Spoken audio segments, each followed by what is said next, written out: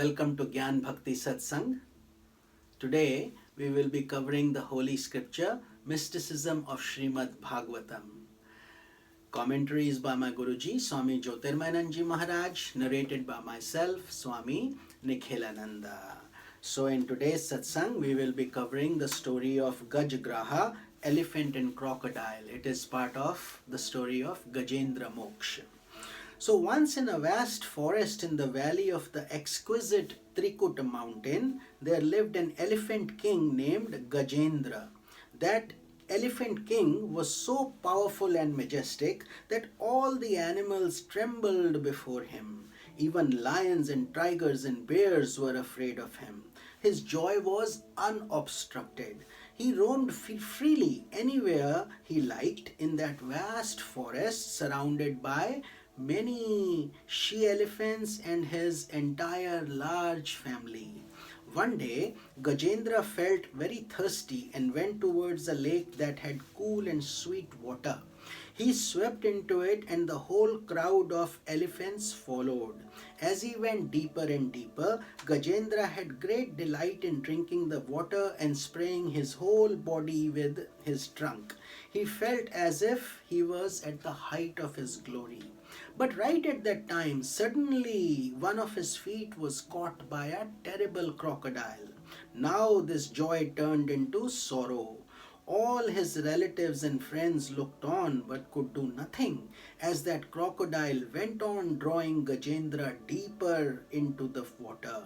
In spite of his immense strength, the elephant king could not tear himself away from the clutches of that vicious crocodile. At times, Gajendra dragged the crocodile with all his might close to the shore, but then the crocodile regained his strength and dragged the elephant back into the deeper part of the lake. This drama continued day after day, year after year. They say 1,000 years passed. Naturally, his relatives all went their way while he struggled alone. He used all his intelligence, all his skill, but he could not succeed in ridding himself of that crocodile. Finally, Gajendra lost all his strength and realized that there was no help for him in this world. That is when he turned his mind to God. "O Lord," he cried out, "you alone are my help. I do not want to exist as an elephant. I want to be free of this embodied condition." Thus saying, Gajendra plucked a lotus and offered it to the Divine Self. Responding instantly to the elephant's heartfelt prayer, Lord Vishnu appeared before him riding on the Garuda bird. Then the Lord drew both the elephant and the crocodile out of the waters. His discus flashed from his finger, cutting off the head of the crocodile, thereby freeing the elephant of his predicament. As the crocodile died, out of his body there emerged a light and it entered the Lord. Gajendra in turn gave up his elephant form and emerged as a celestial being. He accompanied Lord Vishnu to his abode and became his constant attendant. So let us study the mystical meaning of this beautiful story. This tale is the allegorical story of every soul. The soul essentially is divine, and its might and majesty are beyond imagination. However, led by craving, the soul enters into the world process. There, the crocodile of mortality overpowers the soul and experiences birth and death again and again. Dragged by the crocodile of mortality, which is an aspect of avidya, meaning ignorance, the soul moves into different parts of this lake of the world process. Led by its karma, sometimes it rises high, sometimes it sinks to the depths of degradation. The crocodile is constantly after you, birth after birth, leading you to higher levels of attainment due to good karma, dragging you down through negative karmas. You are constantly in a tug of war with that crocodile, intent on attaining a state wherein you could be completely free and absolutely happy. However, in this world process, there is no such situation. No attainment, no development can give you absolute peace and fulfillment.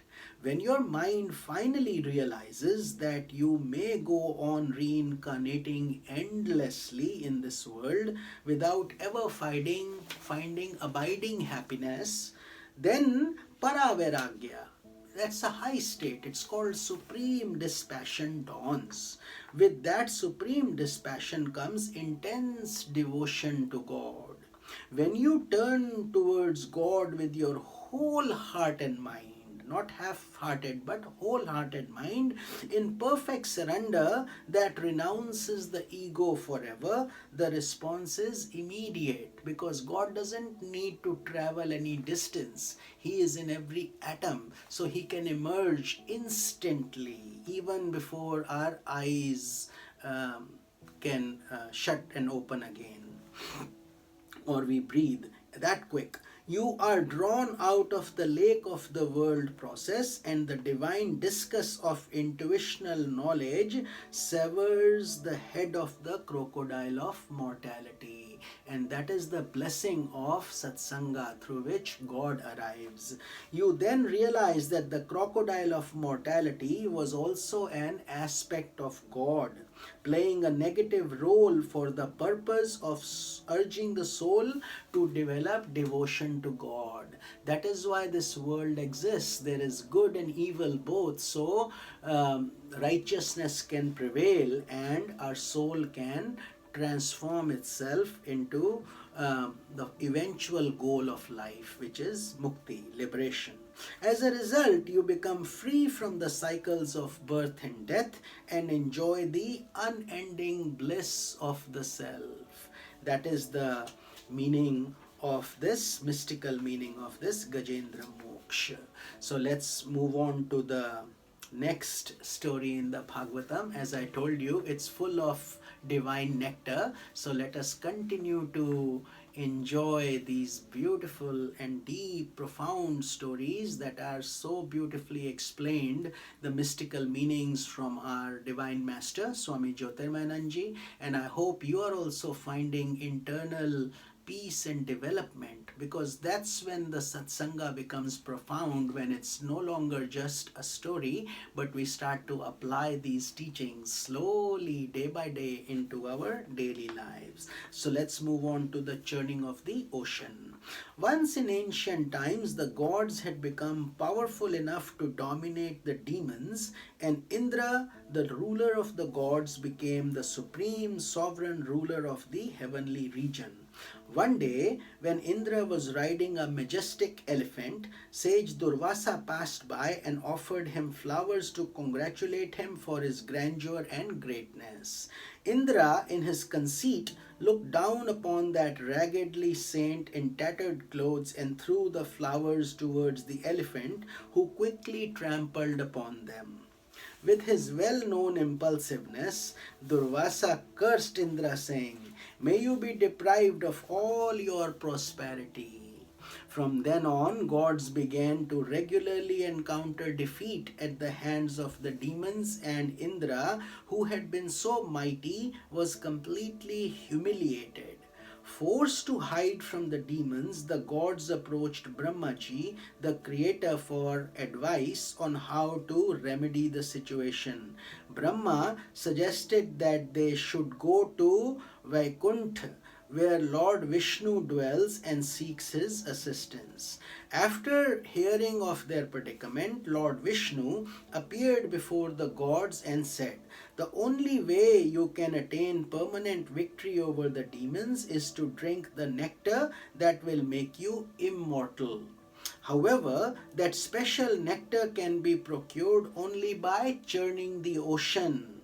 To accomplish this momentous task, one must secure the aid of the demons, who also are eager to drink that nectar of immortality." Everybody wants to be immortal. But have no fear. The only reward the demons will ultimately gain from this project will be their toil, so their effort, but they will not get the amrita or nectar, but the devatas or the righteous people will. So with this we end our satsang for today, and tomorrow we will start the project of churning of the ocean and continue our satsang journey together. This is Swami Nikhilananda. Om Tat Sat.